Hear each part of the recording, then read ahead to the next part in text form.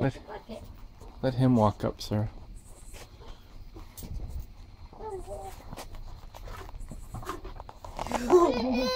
There'll be somebody at the door. Hold on.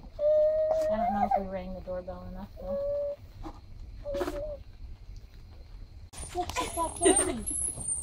Ethan's son, Gibson. Oh. You see trick or treat. And that's his mom, Sarah.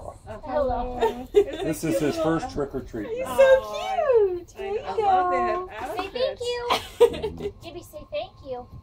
That is so cute. She's adorable. I know.